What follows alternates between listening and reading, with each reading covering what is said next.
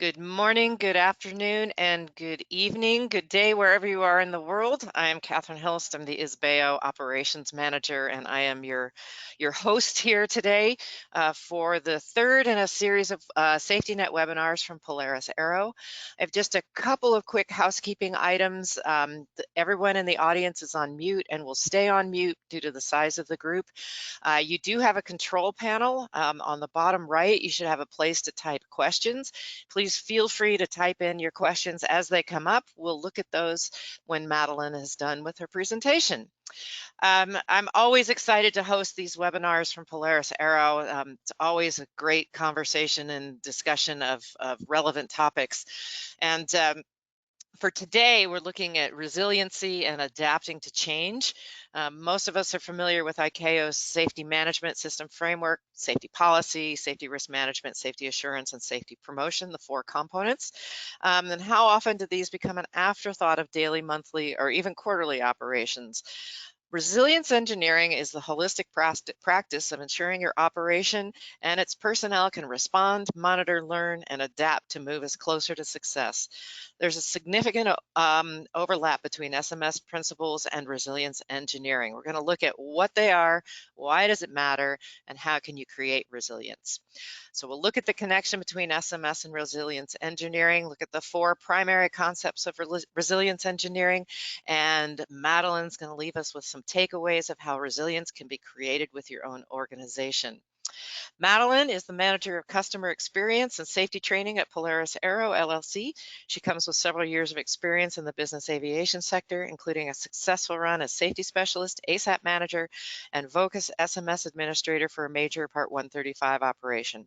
She's also a recreational private pilot and currently working on her Master's in Engineering of Advanced Safety Engineering and Management. Madeline, thank you so much again for being here. I'm looking forward to this, and I will hand this over to you. Thank you very much, Catherine. It's a pleasure to be here as always and to wrap up the SafetyNet series for this spring. And just a little plug, we hope to continue doing this in the fall. I will not be participating in that one just because I'll be on maternity leave, but Steve and the rest of the team that you've heard from before will hopefully continue the webinar series then. So keep an eye out for information on that in a little while.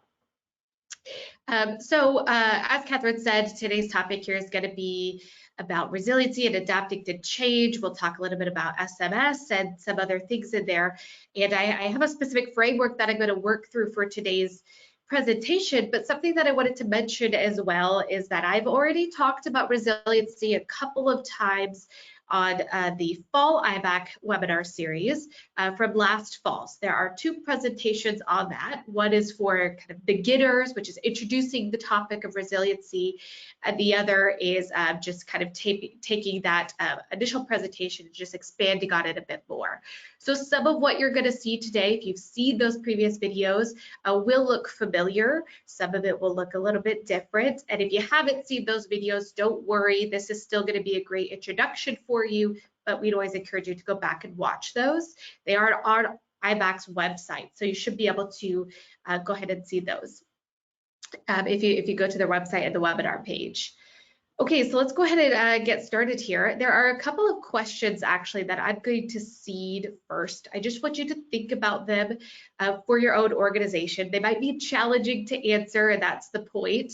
We're going to come back to these questions at the end. So let's go ahead and get started with those.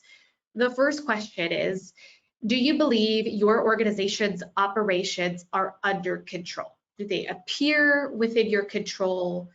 How are they being controlled? So think about that. The next question is, how much risk does your organization tolerate on a daily, weekly, monthly, or even yearly basis? So how much risk are you absorbing in your daily operations? It's probably going to be the hardest one to answer. And the third question is, what are the competencies of your safety and management personnel, and what knowledge might they be lacking? That might be a bit awkward to answer as well, but again, I have a point for this. We'll come back to it at the end. So as Catherine said, by the end of today's webinar, hopefully you will have learned how SMS and resilience are related, understand the four primary concepts of resilience engineering, and then leave with some takeaways of how you can foster this within your own organization.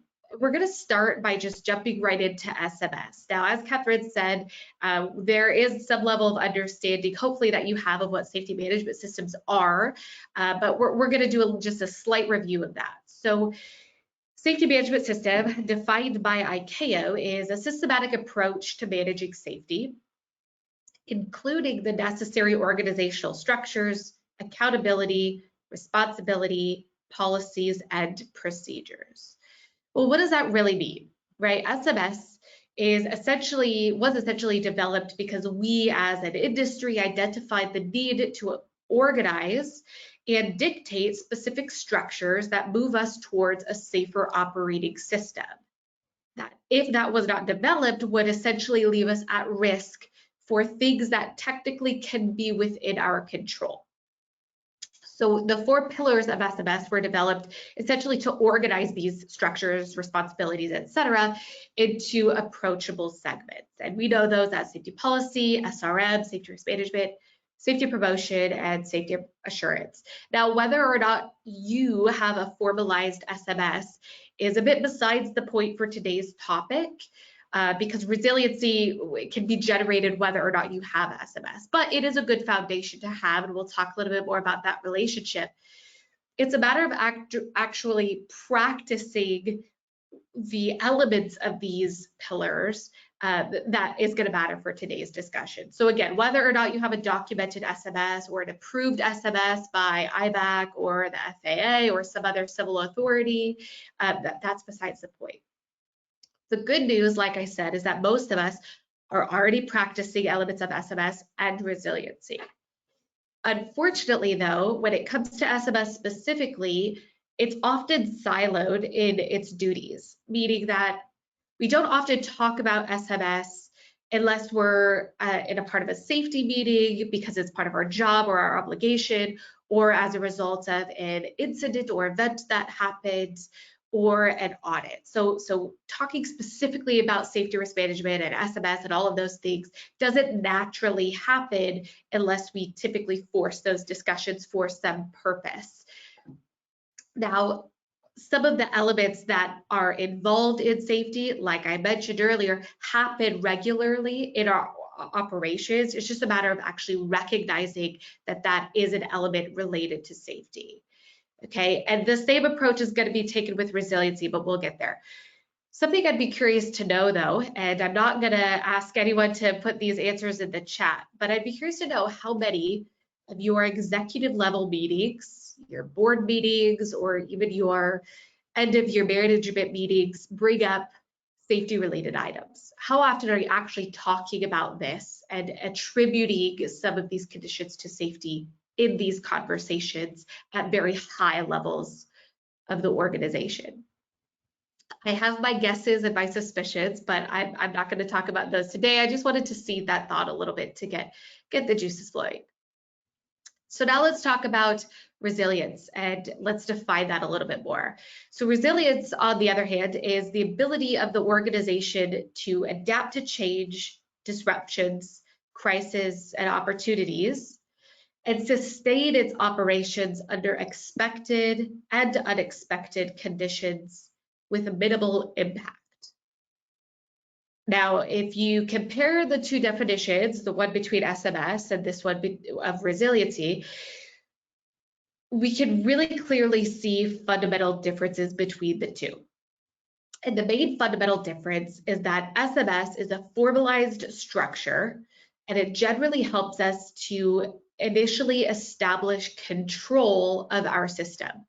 So there is some element of awareness and knowability of our system that allows us to control it when we work within SMS. Now, there are certain pieces of SMS that do allow for proactivity to a certain extent, and we'll address that in a little while. Whereas resilience, on the other hand, is more of an attribute that is both inherent and curated specifically within complex systems, which are unpredictable in nature. That becomes a key part that will be a theme through today's discussion. And within resilience, establishing control isn't the goal. And technically it's not necessarily possible. So SMS helps us control what we know or what is potentially controllable. It helps us to react very well and to build a good infrastructure of that. But resilience isn't about establishing control. It's about building in margin, building in barriers, building in adaptability amongst our workforce so that when we are confronted with change, disruptions, crises, or opportunities, we're able to navigate those with very minimal, if no impact at all, to our operations. And that's the goal of resiliency. So the goals of them are different, but some of the elements of both of these definitions are still the same. But that's what we're going to talk about here in a minute.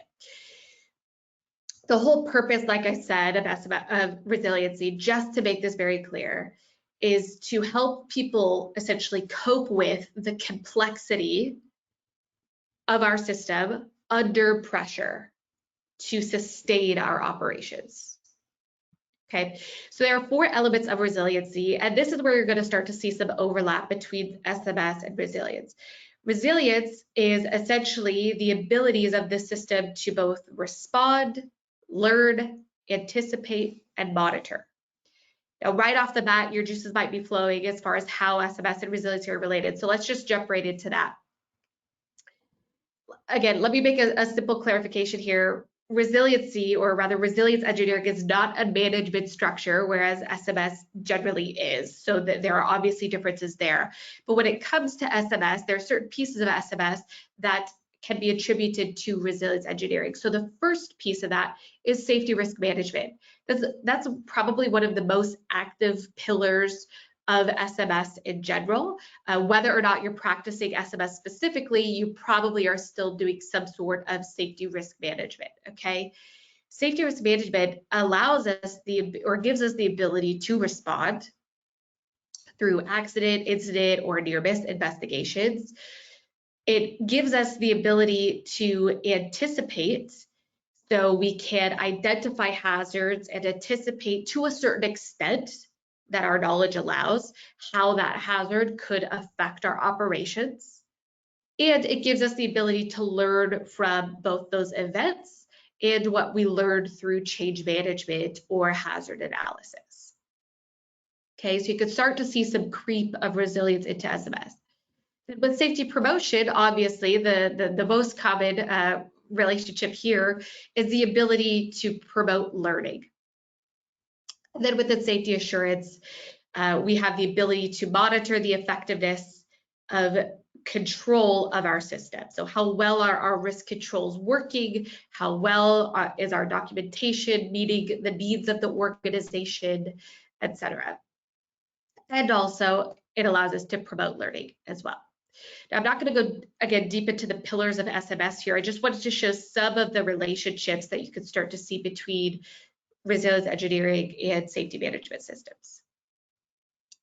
Let's shift, though, back to resilience engineering for a minute, because obviously that's what today's topic is more about. So I want you to think of resilience engineering as more of a component of the infrastructure of your entire organization. So typically when we talk about SMS, we think about that as being managed by a director of safety or a safety officer or some person designated with safety duties, right? You might have a team of people that help. It might be one person. But regardless, resilience engineering is a bit different in that because it's not a management structure, it's not owned by anyone, it's owned by everyone. So it should be a part of your DNA, and it should be a part of the holistic approach to how you manage your operations entirely.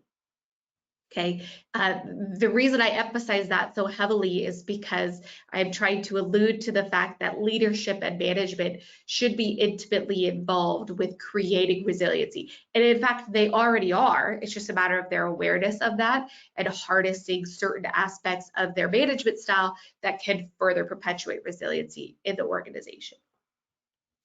Now, what engineering is not, resilience engineering is not, is equally as important as understanding what it is. So what it's not is robustness, because robustness is really more about the ability of the organization to respond to things that are predetermined or things that we can expect or anticipate.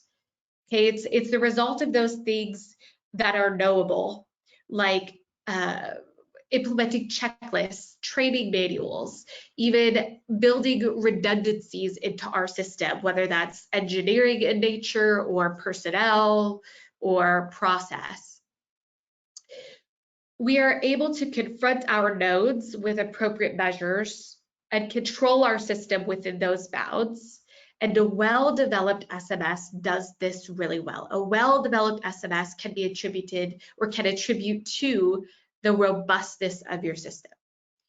Whereas resilience is more about the ability to respond under uncertain conditions, things that we can't prepare checklists or manuals or redundancies for because we can't really anticipate them, or perhaps we can, but not to the extent where we can actually take meaningful action based on that. Similarly is the concept of proactivity. So proactivity is more about predicting what will happen and planning for it. But something we'll talk about here in a minute is the nature of aviation as a complex system. And because we're a complex system, there are just simply too many variables and too many adaptations that are possible that lead proactivity to be fruitless to a certain extent, right? We're not going to be able to be proactive in a manner that 100% accommodates any potential scenario we could encounter. It just isn't feasible. And that's why proactivity should not be conflated with resilience engineering, the same as robustness, right? If we can't make these predictions, then we can't fully understand the certainty of our system with full confidence. Okay. All right, let's move on from this. Let's see if, there we go. Okay, so why is this all important? And I just alluded to this, and it has to do with the complexity of our system. Now, if you sat in on any of my talks for the webinars in the past, I tend to talk about complexity a lot, but that's because I believe it's really important to understand and be cognizant of in our daily actions. What complexity means, as far as we're concerned, is that we have so many interactions, interdependencies, and so much diversity within our operations. So if you think about anything that we do on a day-to-day basis, we never do it solely in our own little silo based on the information we have with what's in front of us, right? There are other influences on our job and on what we do in a day-to-day workplace. And that's true for everyone from ground operations to maintenance to pilots to flight attendants, right? It does not discriminate based on the type of job that you have. This is system-wide, okay? So because we have so many pieces working together, some of those interactions and interdependencies are predictable, but many of them aren't, or their behaviors aren't. So we might know that an interaction exists, but we don't know how that interaction exists on a day-to-day basis. And that unpredictability is what creates our need for adaptation. We don't have regulations and procedures for everything. And if we did, we'd be lying to ourselves saying that that actually works, right? Because of the unpredictability of our system.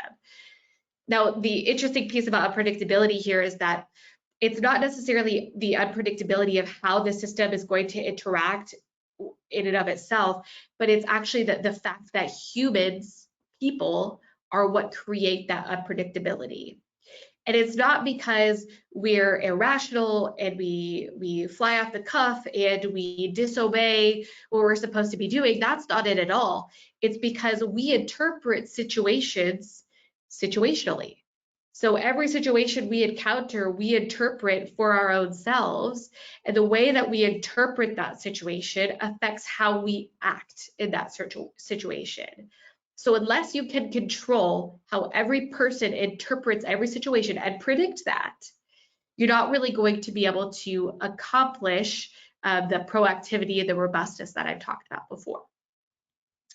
Okay, so if we say that humans are the cause of unpredictability, which is therefore the cause of complexity, then we could say that it is the humans which allow for the adaptability to confront unpredictability. So even though we're the ones introducing unpredictability, we're really the only things that can adapt to that unpredictability.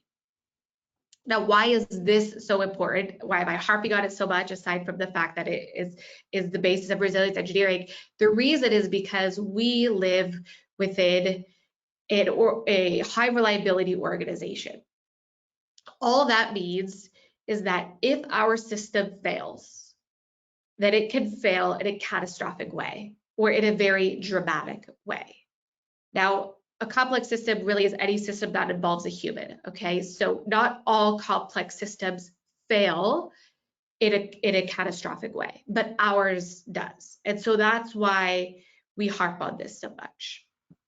Now, to give you a bit better of a visual, I'm showing on the screen here what's called a network of influences map. Some people call this a mind map as well. And the reason I'm showing you this is because one of the very common approaches to safety management, whether or not you have an SMS, is the reactivity portion of that. Is we know that when an accident occurs or an incident or near miss, we should consider that, we should investigate it, and understand what happened and put controls in place, right? That's kind of a gift that's handed to us on a silver platter when incidents occur. Unfortunately, that just happens to be the case because it allows us to question things.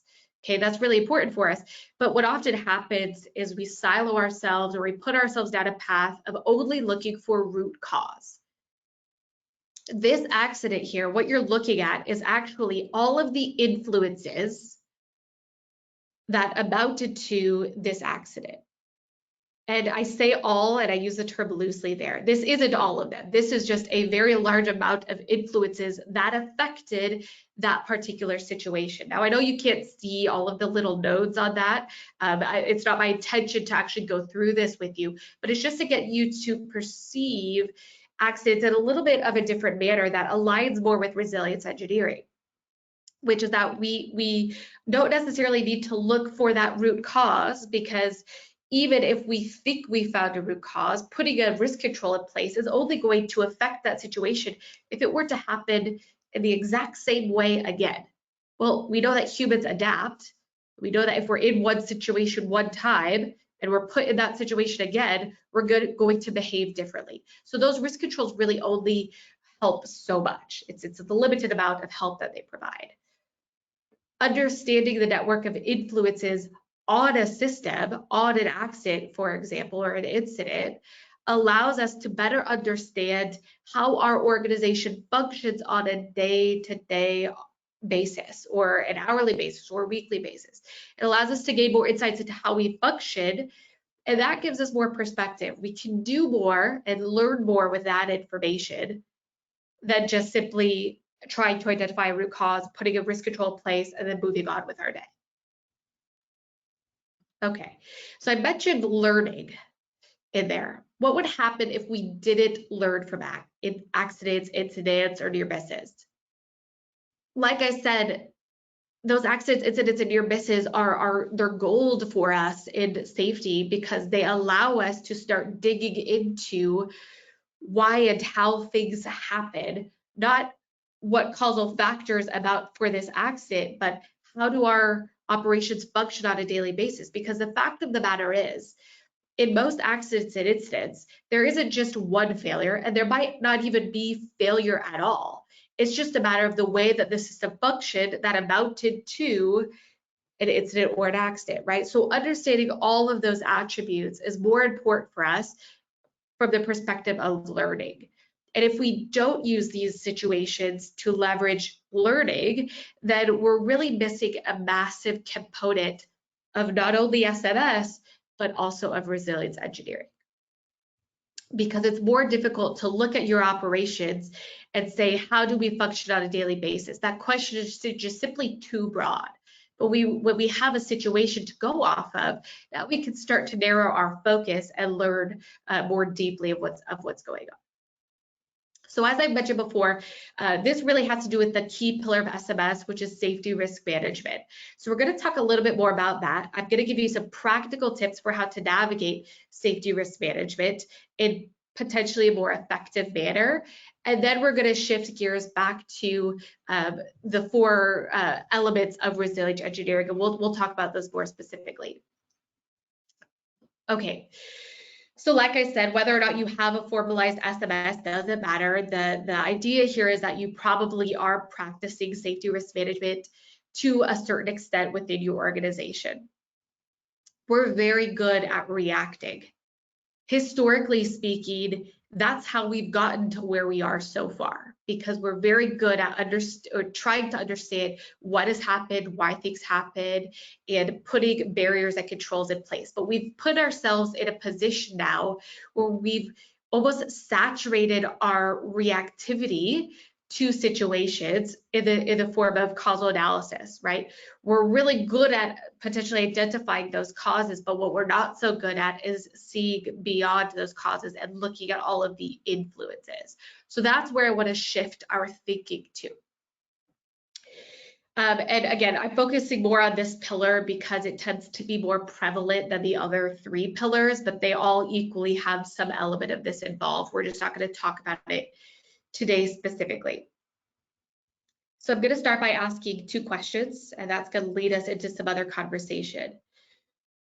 How do you know when an incident is occurring, or an accident or near miss is occurring in your organization? Just want you to think about that for a minute. How do you know when this happens? It might be difficult to identify. It might not. You might sense stress of your organization. You might receive a phone call literally of someone telling you that something is occurring, right? But ultimately, we observe it. That's the point here. We know an accident is occurring or an incident is occurring when we observe it. Now, how do you know what to do when an accident or an incident or near miss is occurring? And sometimes we're not able to. Sometimes we have to do this all retroactively. But if we know that something is happening in the moment, we know that what we need to do next has something to do with people, right? It has something to do with decision making or taking action. And that really starts to demonstrate the depth of resiliency in our organization. Our adaptations in these situations are reliant on people. We need people to absorb the system and the information within that system. We need people to be able to make decisions based on that information and perhaps their expertise.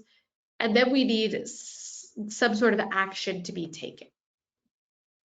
But in a question I alluded to earlier about competencies of safety and management personnel, it is the knowledge of people or their willingness to share that knowledge under certain conditions of psychological safety that actually improve our adaptive nature, that actually improve what we do during an incident when we can identify it.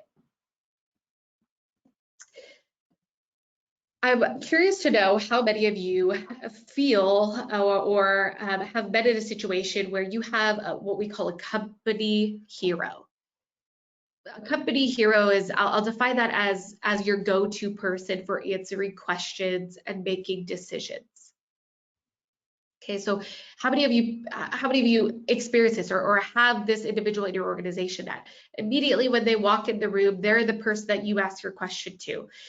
Maybe you are the person yourself and you can identify that. People turn to you for your expertise, for your information and sense making. In both small and large organizations, it's common for us workers to attribute these hero-like characteristics to this one person because they seem all-knowing. They seem to ask the right questions and get the right answers. They seem to be able to make clear decisions. But what's happening is these heroes are often, and this is not fault to them, this is just naturally what happens, is they use their expertise and their everything they've learned up to that point to essentially recognize patterns. That's what our brain cognitively likes to do. We like to identify patterns because that allows us to make sense of a situation and navigate it more easily. So they often think, okay, I've been here before and this is what we need to do next. And that's sometimes what makes them seem so appealing. Now, often we see that person in a position of leadership or management, and they have certain dispositional characteristics, right? They might be very savvy, they might have a lot of charisma.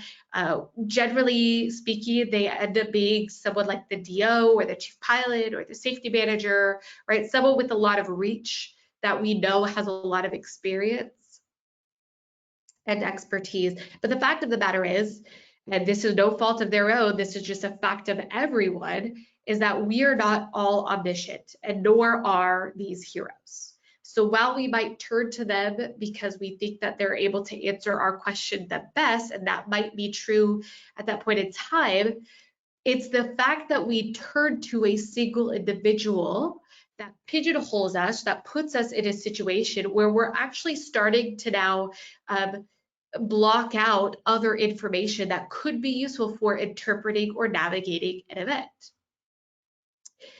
These heroes don't have the same perspective as everyone else has. Everyone has their own unique perspective within the organization, and sometimes they can even be blinded by their own experience and expertise as well, like I said, by introducing patterns that they think this situation should fall into.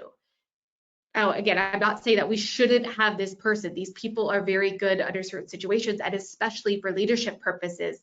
But what I am saying is that in order to be more resilient, we need to be able to shift in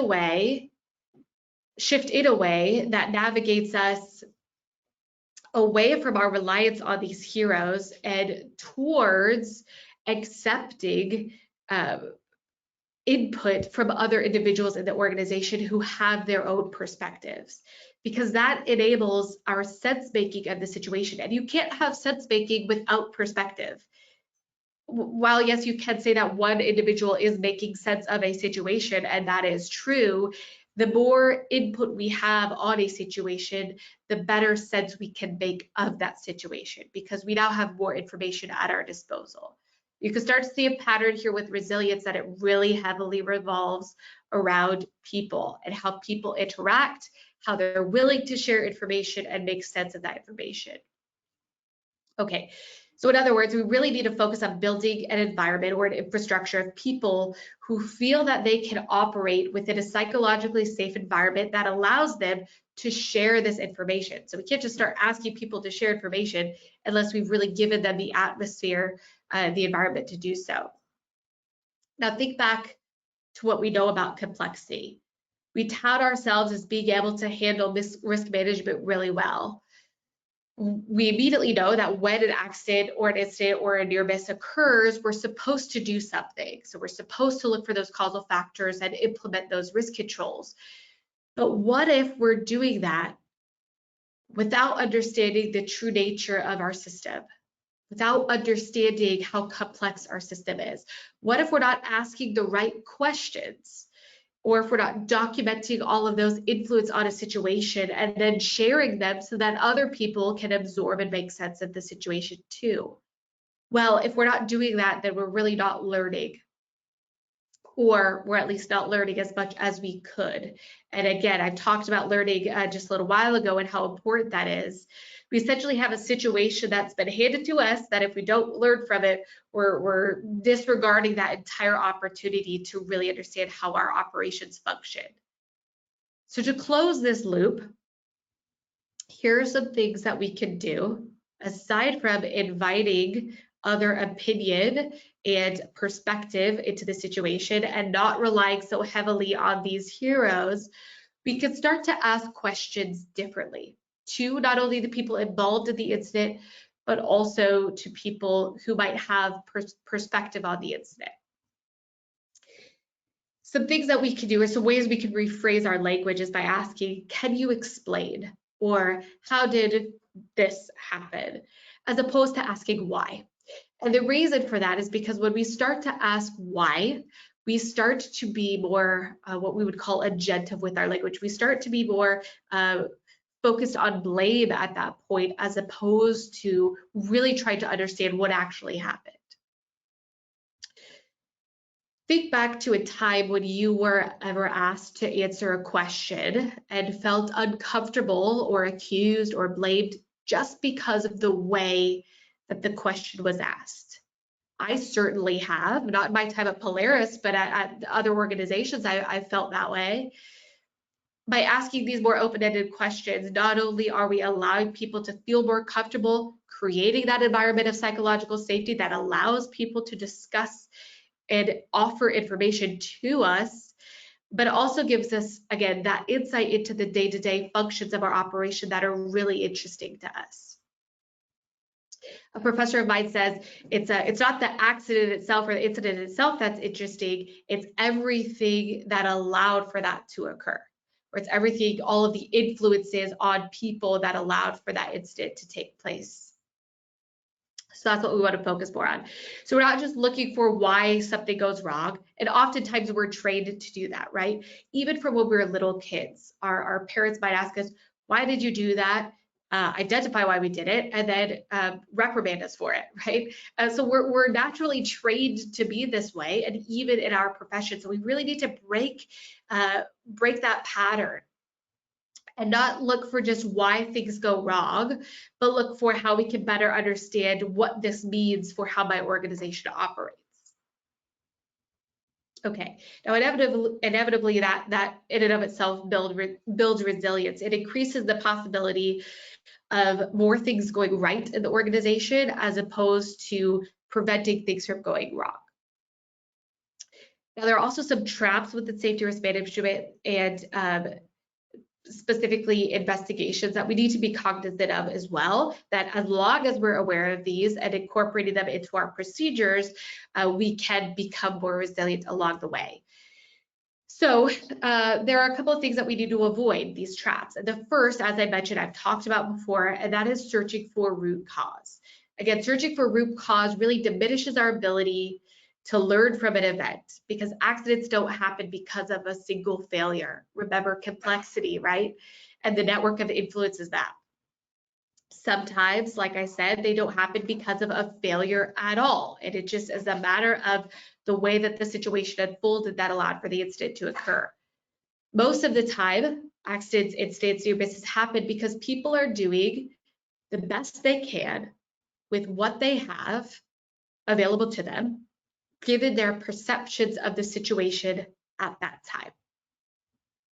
And unless we can be an angel on their shoulder observing that situation the entire time, we will never know the exact way that that unfolded. What we can do is encourage people to communicate as much of that with us as possible. But again, our memories are fallible, time is of the essence, right? There are all these other elements that can be involved in how we receive this information. But the point here is that there's a lot going on in any given situation. And by just looking for a simple root cause, we're actually doing more harm for our organization than good, because there's a lot of opportunity to learn in that event. That also has to do with human error. So we should avoid assigning blame or assigning human error as the primary cause or root cause or causal factor of a situation. Now, obviously, human error can occur. We're not going to get into that whole discussion today, but it's one that's worth having. The idea here, though, is that we shouldn't just allow ourselves to limit our perspective of what happened to, well, it was the individual's fault because they perceived the situation incorrectly, or because they didn't do everything that they could have done given what was available to them. Right? Now, when we're doing that, we're actually interjecting or injecting how we might behave in that situation. Now, because we are different people, is that fair of us? A lot of us would argue probably not. So we should just steer away from assigning that blame, because really, at the end of the day, it doesn't move us forward in any way. Again, there are circumstances where that might be true, but on the whole scale, we tend to err on assigning blame as opposed to not, and that causes some issues and inhibits learning. And then we should avoid trying to confirm our speculations as well. Now, maybe you're the hero in your organization and people expect you to handle response in a certain way. Now, because heroes tend to fit things into their mental models because of what they've built over time via their experience and their knowledge and their expertise, they allow those patterns to inject themselves into situations. And that's not their fault. That's just how our brains function. So I'm not assigning blame to the heroes here. I'm just calling you to recognize that this can happen. And when we do that, we start to speculate. And when we speculate, we start to introduce bias. Obviously, there's a lot that is that we could talk about with bias as well. We're not going to go down that rabbit hole either. But again, the idea here is to get you thinking about the types of biases that can be interjected into our perception of a situation just because of our own experiences and our own knowledge. That's why involving other people, dissenting opinion, and allowing sense making is more important, because it allows us to check ourselves and to confront those biases. And then finally is avoid the should haves. Now, when we do accident, incident, and near-miss investigations, it can be common for us to say, well, they should have done this or they could have done that. The problem with that, this is a term that academics call counterfactuals. And the problem with counterfactuals is that we're talking about something that didn't actually happen. Well, they should have done this, okay, but they didn't. They didn't do it that way. So let's look at how the situation actually unfolded and not look at how they should have potentially behaved. Because even if we start to interject that should have, could have, would have into our perceptions of this situation, there is no possible way that we could know what the effect of that should have, could have, or would have might have had on the situation. That has to do with complexity, right? So even if they would have made a simple change, that doesn't necessarily mean the outcome might have been any different. So there really is no place with those should haves, could haves. But it's really easy for us to use because we like to try and think about how we could have or might have or would have done something differently because we think that that actually might have had an effect. But that just has to do with our unawareness at that time of thinking of complexities of systems. So hopefully this little bit of safety risk management kind of what to do differently in the face of resilience engineering has encouraged you to start thinking about how you can foster resiliency in a more approachable way via safety risk management and safety management systems. Okay, so there's one clear connection here that we can make between these two concepts. Again, most of us are already doing this, but there are some key traps and things that we could do to change and to enhance safety risk management for the benefit of creating a more resilient system.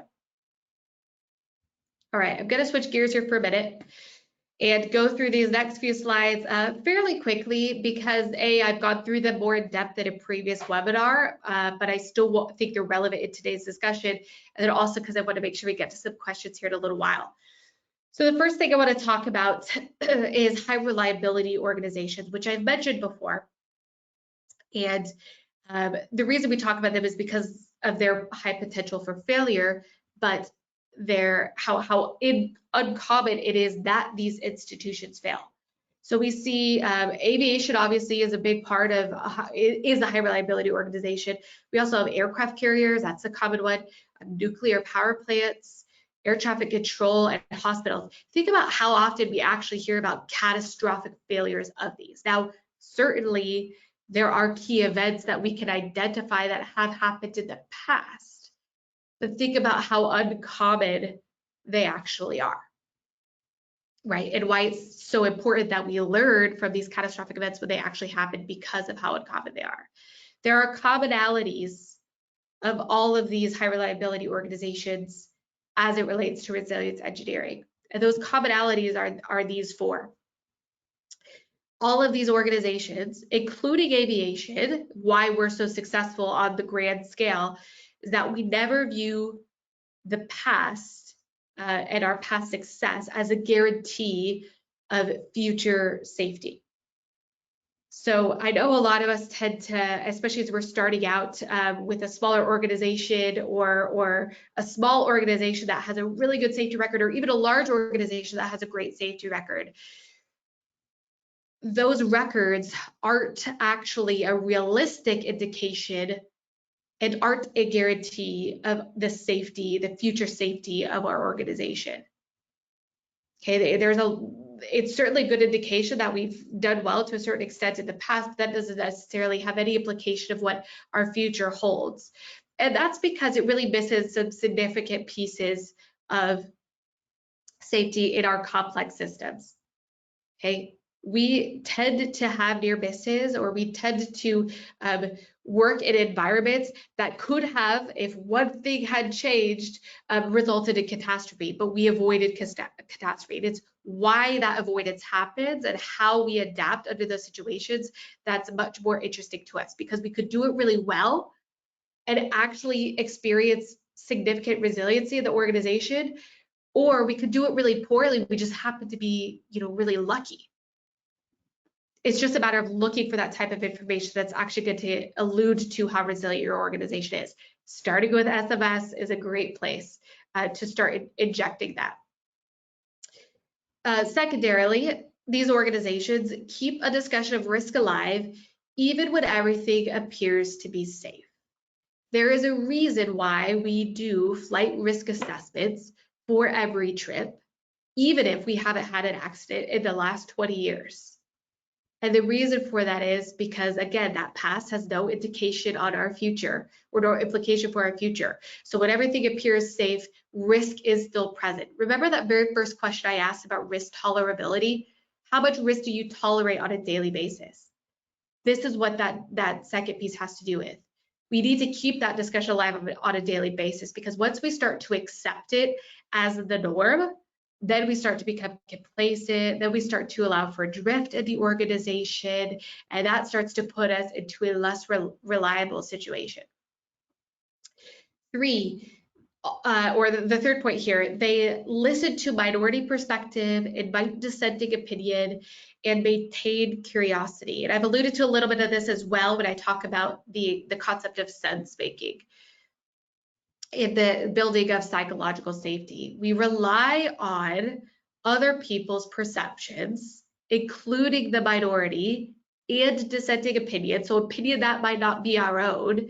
We rely on those to actually make better sense of situations. And when we start to exclude those, again, now we're inhibiting our learning, we're inhibiting our understanding of how our system functions. And when we do that, we can't adapt to the situation as effectively if we would have done the opposite, and include those. And then 4, there's always someone with the willingness and authority to say no. That was pretty self-explanatory, but at the end of the day, as long as there's someone in your institution, and it might be the hero, that's okay. As long as there is someone that can effectively say no and pull the plug on an operation, that's part of what keeps these checks and balances in place. Okay, so just a little bit of a recap on resiliency and how it relates to us and complex systems. We are a part of a system, so we as individuals are a part of a system, and that system is interactive, interdependent, diverse, and adaptive. Diversity of the interactions and adaptivity of the people involved in the situation. That can fail unpredictably. We cannot predict every way in which the system would fail, and if we could, then we would not be talking about resiliency. And when if it were to fail, it could fail with high consequence.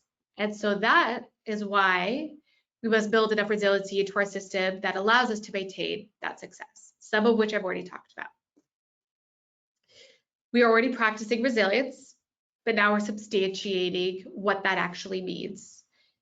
It's really just a different way about thinking about addressing the modern challenges that we face when it comes to complexity, which is becoming a much more common discussion nowadays.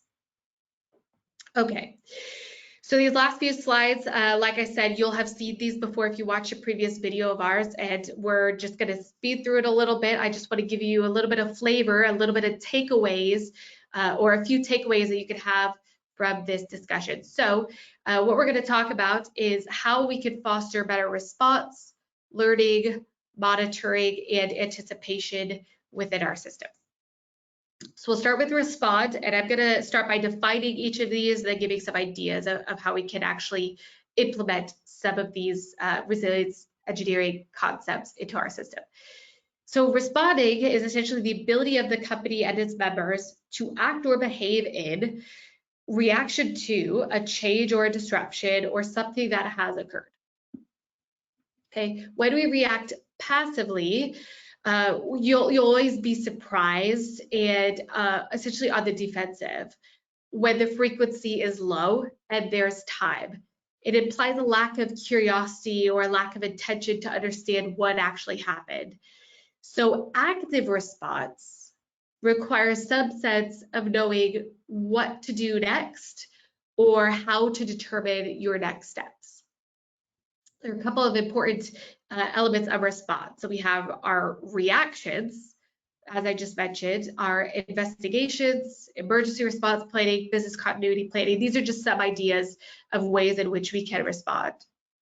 Now, I'll focus a little bit more on reactions and investigations since that's more applicable to SMS, whereas ERP and BCP tend to fall outside of safety management in our particular roles. Still relevant, but just not something we're going to get into. So why do reactions matter? Why do reaction times matter? Well, first, memories are fallible. So getting as much information as we can as quickly as possible is going to increase our ability to learn. But that doesn't mean that you can't change information in the future. Our memories are as fallible with time as they are with our memories are able to reconstruct situations better once we've left the situation in the past. We can take a retroactive perspective on what happened and start to recreate that situation in our minds. So as much as it's important to access information as quickly as possible, it is still acceptable to have a change to that information in the future once we allow our memories to reconstruct situations. And then second, how we respond matters for prevention's sake and to protect the reputation of the company, both internally and externally. Reactions also include, in addition to timing, our tone and our approach, our ability to gather information and who we allow to give information. When you start to narrow who you question and who you choose to receive information from, you are already starting to introduce boundaries that may not necessarily or shouldn't exist for a particular situation, right? Perspective is important. Reactions require to a certain extent that we refrain from accusations and irrational decision making, and that we include context and perspective because of the complex nature of our systems. And then investigations, a tip for that as well is to include some sort of memory exercise or storytelling opportunity in your actual SMS training if you have training. That can actually be very helpful in encouraging people to reconstruct memory and to focus on how they can tell their story, how they can tell their account of a situation in a more meaningful way. Okay, investigations. We need to focus on an appropriate setting and appropriate questions, kind of like I just talked about with safety risk management, and focus on info gathering as opposed to looking for root causes. And we should also look at the 5 W's, and that's more of the who, what, when, where, and why, not the 5 whys. I'm not looking at the 5 whys here, but the who, what, the when, where, why. So the story of the situation, the context of the situation. And then also make sure that our interview tactics are aligned with resilience engineering practices, like I just mentioned. So what type of language are we using? Are we saying that someone failed to do something? Because if we are, now we're attributing blame to that individual. Or was it the system that failed them? We also want to make sure that we're not introducing our own biases into the situation, like I talked about, attributing that blame, just making sure that essentially our interview questions are actually getting us meaningful information as opposed to confirming perspective or patterns that we might think already exist. A tip for this is to ask, like I said, why did it make sense for that individual to make that choice at that time or to take that action at that time? What were the options available to them, or what options did they think were available to them? and how did they make the decision to go one way or another, right? It's not necessarily always going to be a left or a right path. There could be multiple options, there could be very few options, but earning or gaining the perspective of that person in that situation at that time is going to be more informational for you as far as why the event unfolded the way that it did. And then also to look for phrases like the crew failed to, or they mismanaged, or if they had only. Like I said, that's introducing certain patterns and counterfactuals and things that actually inhibit our learning. So we need to refrain from using these phrases. Okay, I already mentioned ERP and BCP, so I'm not going to go too much on those. You can read those slides and then also refer to our previous recording. Next up is our ability to learn. The ability to learn is essentially the ability of the company and its members to acquire knowledge and practically apply such knowledge to progress the organization.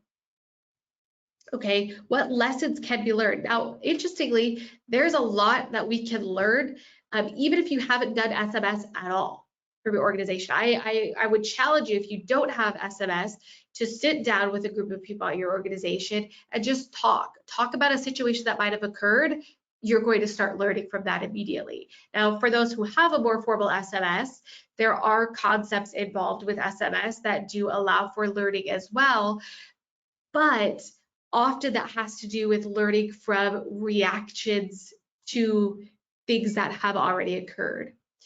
In the form of understanding causal factors and understanding why things happen, as opposed to understanding more of what we would call the white space, learning from how the organization functions as a whole and how that can be changed in order to navigate situations more effectively in the future. So how could we learn? Well, we can learn from response, we can learn from after action reviews or some other similar term, right? Whether that's a debriefing or anything of that nature. We can learn from the white space, as I just alluded to. Then we can also learn from collective sense making. Again, I'm going to speed through these a little bit.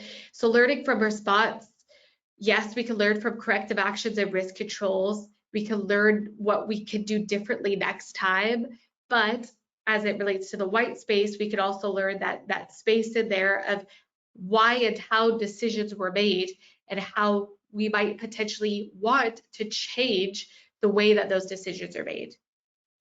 Not necessarily a risk control that we're putting in place, but just a function of the organization that we're changing. Tip here is to share information that you've already collected. Like I said, it's never too late to do that. After action reviews, I've already talked about the investigation process of safety risk management, but that also has a place in after action reviews as it relates to an event that occurred that didn't actually have any sort of what we would call a negative outcome. Okay, something might not have gone to plan. That doesn't mean that it ended negatively. It just didn't go to plan. So why didn't it go to plan? What was different from the way that situation should have gone versus how it actually did go? What was different from the work as it was designed versus the work as it was actually done? Okay, I talked a little bit about the white space here, but what we could focus more intently on is a discussion around influences on individuals. So what influences a person to behave in a certain way, to make a certain decision, to allow for a situation to occur, generating attention and then creating awareness. A tip here is to have a brainstorming session to understand the influences on a particular work group or a situation. It's as simple as collecting everyone in a group or online and using an electronic or real-time sticky notepad to actually discuss influences on a person's job function. That's going to give you a lot of insight into how they perform their daily operations. And then collective sense making. So organizational response, drilling, memory items, these are all part of collective sense making. Okay, moving on from learning, we'll head over to monitor. Monitoring is essentially the ability of a company and its members to continuously and systematically review information sourced from within the organization. Now, there is a function of safety management systems that does really well when it comes to monitoring. That has to do with safety assurance. So safety assurance allows us to monitor risk controls in our organization and how our organization performs to a certain extent, but monitoring kind of takes that to the next level. So what we're really more interested here is having our finger on the pulse of the organization. What are the deep assumptions of the organization? What are the values of that organization? How might those be in conflict with each other? What deep assumptions actually affect the way that we behave because of how we interpret situations or we think the organization expects us to behave in a certain way?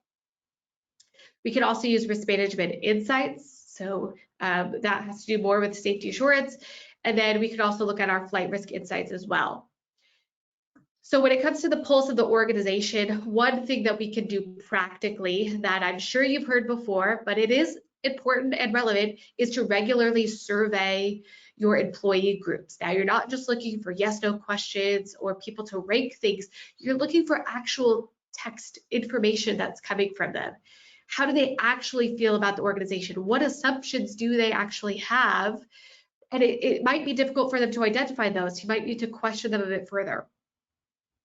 Show yourself on the front lines as a student of the organization as opposed to a leader or a manager, and share any of those results for the not only for the sake of accountability, but for the sake of perpetuating learning within the organization as well, and creating a sense of psychological safety. As far as risk management goes, transform your data, the data that you already have, into insights. Now, you can use technology to do this really well. If you don't have technology, you can still use Excel and other forms of technology to help you with this. And consider when you might be nearing certain thresholds. And then a tip for this, practically speaking, is to actually schedule time into your day, weekly or monthly or even daily, to look at those trends and to see what's trending up or trending down. Now, while that is technically reactive in nature, depending on the type of information you're looking at, it can still be very valuable for you as far as how your organization might be performing and what questions you might need to ask, what discussions you might need to have in a more proactive, preventative, and anticipative manner. And then finally, when it comes to your actual flight operations or your maintenance operations, look at what challenges or conditions your pilots, your maintenance, your line operations have actually been facing. What trends can you identify from that? And are there any operational changes that are necessary? And then finally, wrapping it up here, is anticipating. Anticipating is the ability of the company and its members to detect the change, development, or opportunity within or outside of the organization in advance of its occurrence. That's really challenging for us to do often because of the complexity of the situation we're in, but it's not impossible. We can look at this from a macro perspective or a micro perspective. From a macro level, we could start to look at what regulatory changes can we expect, or what's happening in the industry now that we could anticipate becoming part of a regulation or a standard or recommended procedure in the future. What level of international awareness might we want to have that would potentially influence our own operations? And we could also use benchmarking, not only amongst ourselves as Part 91 or 135 operators or charter operators, but also on a massive scale. So benchmark ourselves against airlines. At the end of the day, they're doing some of the same operations that we are as well.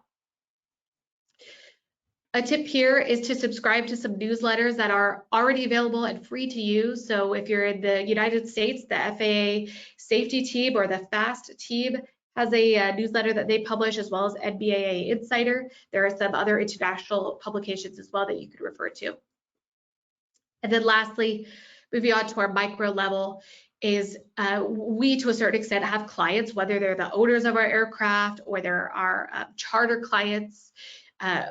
We can look at what their needs might be and try to anticipate those to affect how we actually navigate our operations in advance of that actually occurring.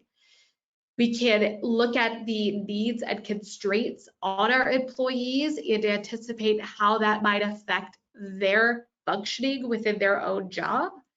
And then we can also look at organizational operating impacts. So not only what resource constraints are we going through, such as pilots and maintenance, what type of constraints are they feeling, what type of aircraft constraints might we have, what type of fuel cost constraints might we have, or the ability to fly to certain locations. There are a lot of different influences on our organization, within our own organization, that we can consider that will actually be very indicative of how our organization can perform over time. And a tip here is to collectively identify all of those pressures for the next coming quarter. All right, so that's just a little bit of a practical approach to resilience engineering that you can take right now, a lot of which you can see is threaded through safety management, but really just elevates SMS to a whole other level. But I want to refer back to these questions, and this is what I'm going to end with. I asked these at the beginning, and so I want to cover them, and maybe your perspective might have changed a little bit. Do you believe your organization's operations are under control? If you do, I'm going to encourage you to think differently. Because of the nature of complex, dynamic, and socio-technical systems, our system, our organization is never going to be fully under control. It might appear to be that way, but we will never be able to fully control it. What we can build in and what you might be seeing is actually an indication of how resilient your organization is. So its ability to adapt under uncontrollable or unpredictable situations. But any impression that we have of our organization as being under control is actually an illusion. And it could potentially allow for incremental creep towards drift and towards a normalization of deviance, which therefore allows us to or inhibits us from actually understanding the risks available to us or that are present to us and actually navigating those effectively. The second question was, how much risk does your organization tolerate on a daily, weekly, or monthly basis? If you were able to answer this question, I would be extremely impressed because it's very difficult and I would love to chat with you afterwards. And the reason it's so difficult, again, is because we're constantly accepting risk on a daily basis. It has become part of our daily operations, and that's what makes it so hard to detect sometimes, even if we do practice SMS. So we know that, if we complete a risk assessment, there are certain risks that we can identify, but aside from the risk assessment, there are other risks that are being absorbed into our operations. So another question we could ask here is, what risks do my personnel encounter and accept as a part of their normal operations? Calling attention to those makes us more aware and cognizant of how risky our operations actually are. It puts us into a place of curiosity and maintaining vigilance at any given time. And remember, that was a unique characteristic of high reliability organizations. That's very important. When risk acceptance essentially becomes normalized, it becomes more difficult for us to detect, like I said. So we need to be mindful of that because it's really dangerous. So like I said, if you were able to answer this question quantitatively or even qualitatively, let us know your secret. I'd love to chat with you. And then finally, what competencies are your safety and management personnel? What are the competencies and what knowledge might they be lacking?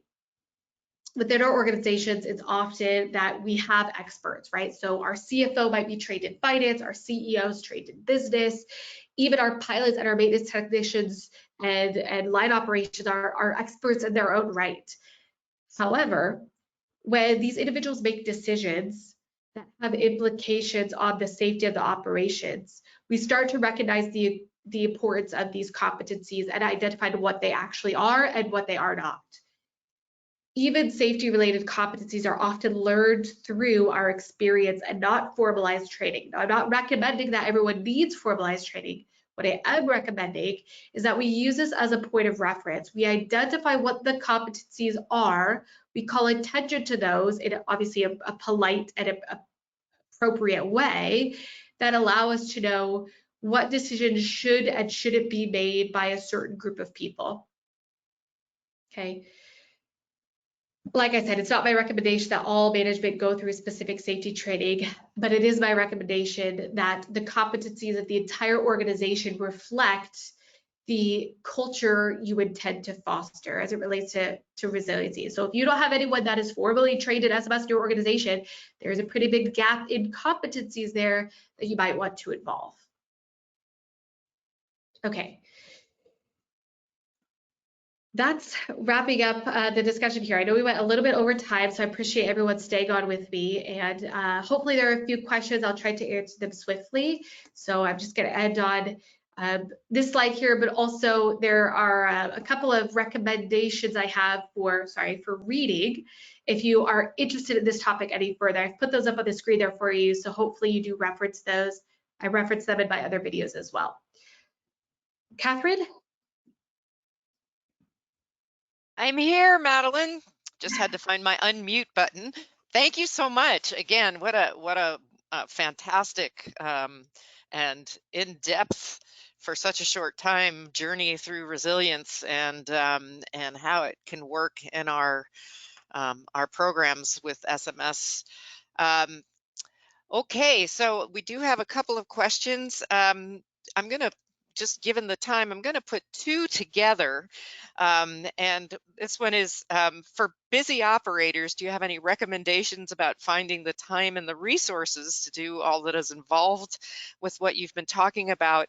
And I guess this goes to, what are the first steps to building resilience? If you don't know where to start, how do we do this? Yeah, that's an excellent question. The point of resilience is not to, or talking about resilience engineering is not to say, okay, here's now a whole other set of things that you need to do differently or in addition to, right? The idea is to take these elements, identify where they might already exist, and just use that as leverage to increase conversations around those items. So for example, especially for busy operators, right? You might have a lot going on. You might only have a person in safety who's dedicated part-time because they fly the line full-time, right? That's very, very common in this industry. And so what you can do is start to just make use of the conversations that you're already having. This can even happen in the cockpit. Obviously, we know when you're in the cockpit, flying the aircraft comes first, but if you're flying across a nation or a country, there's a lot of downtime in there. So even having off-the-cuff conversations about influences, what conditions do people experience on a daily basis that affect their work, positively, negatively, or without any positive or negative connotation?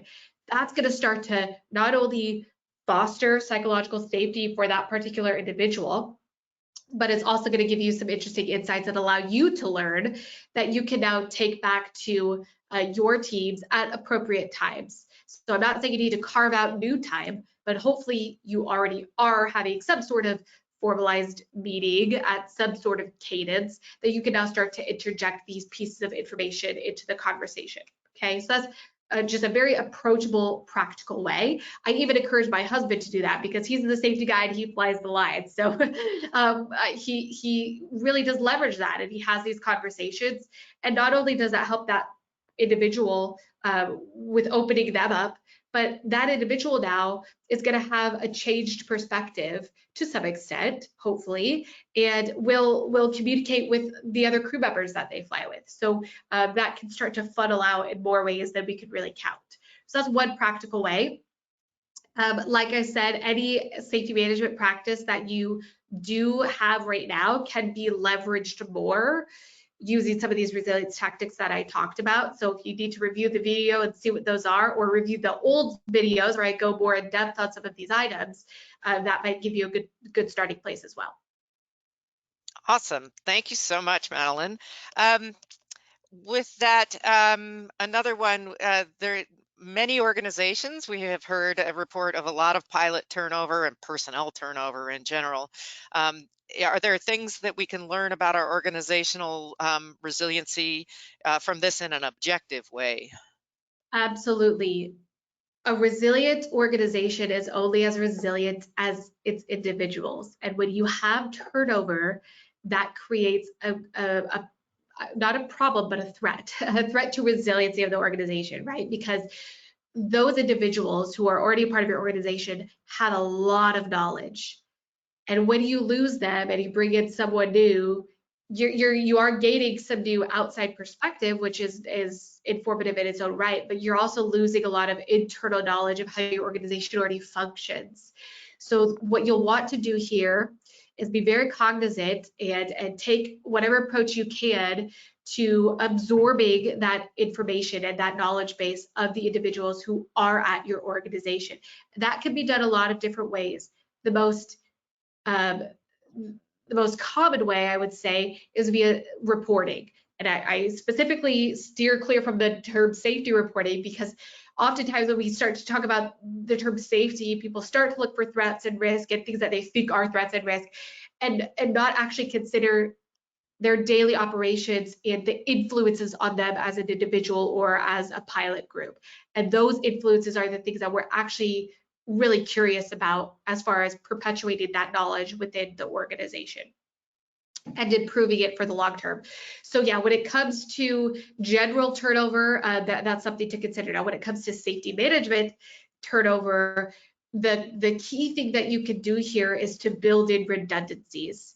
And there's really no other way around maintaining safety management knowledge other than building in those redundancies or excellent documentation. Now, I don't know anyone personally who actively updates their safety management documentation every single day, but I would venture to guess that that's actually something that could be really effective. We just don't think about that. So documentation of what we do is equally as important as building in personnel redundancies to share that knowledge and make sure that that bridge is there so that if turnover does happen, you're still covered from a resilient perspective.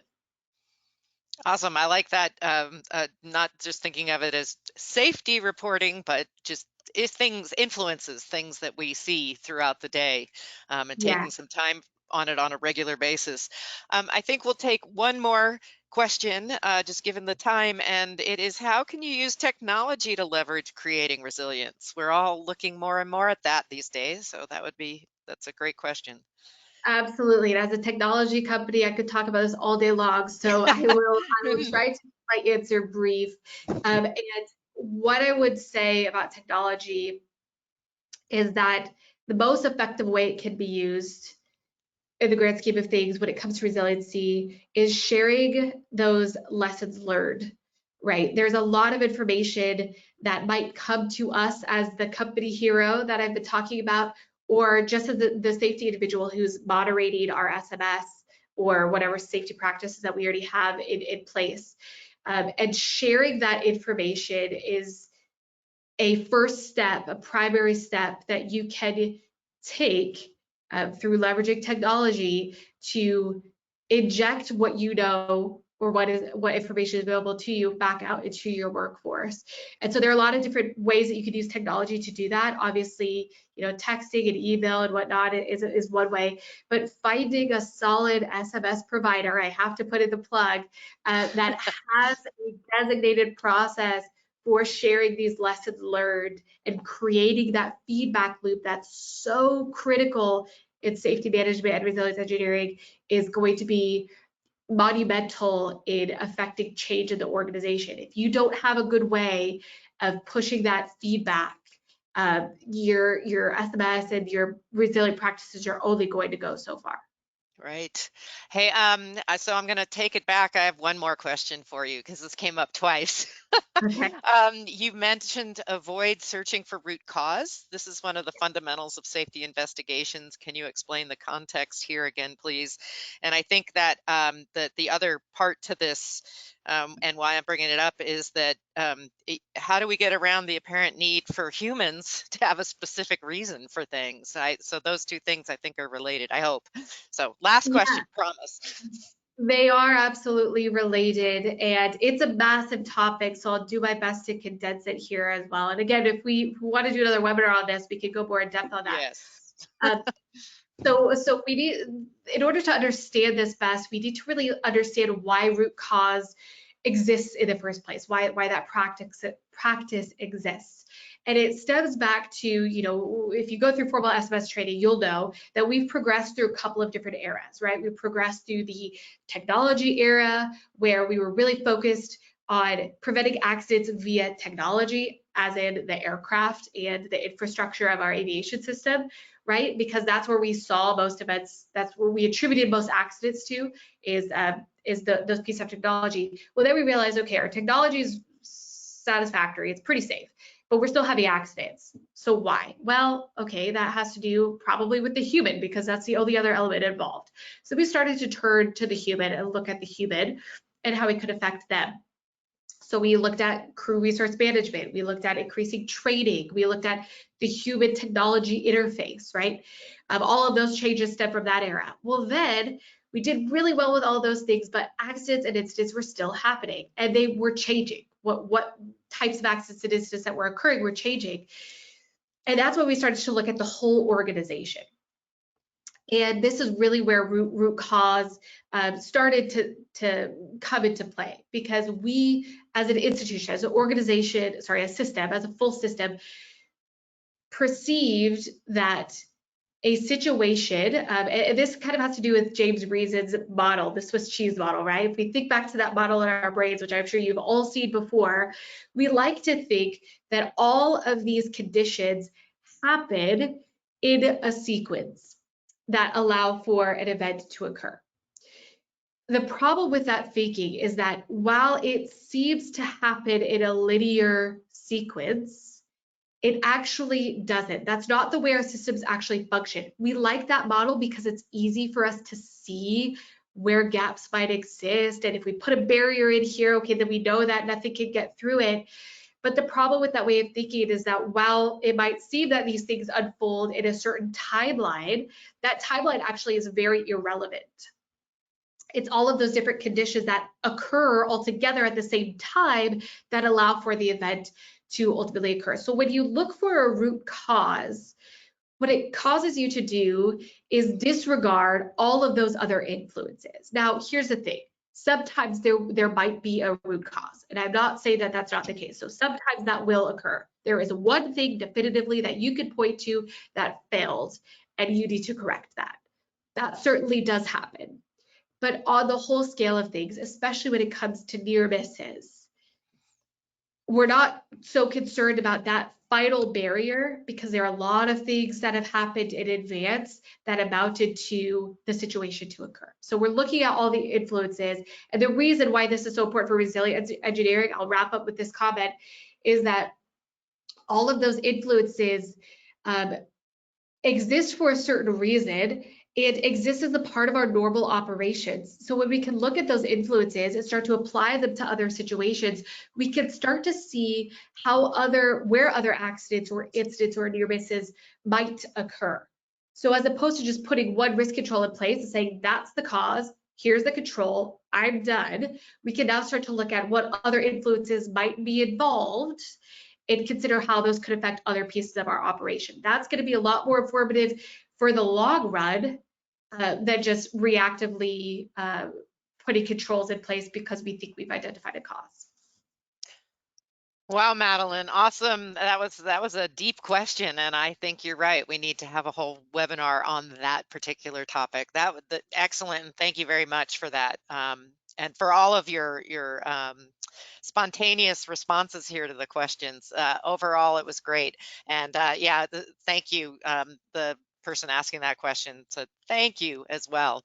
So with that, I will close out the webinar. We will have more. As Madeline mentioned, Polaris will be doing a fall series as well. The link that I shared earlier will take you to both the recordings and the scheduled sessions, so keep an eye on those. We really appreciate everybody who came to attend today, and for the questions, and for your interest in continuous improvement and learning more about how we can operate with resilience, right? Be adaptable. Madeline, thank you. And we'll see you all at the next SafetyNet webinar. Take care, fly safe.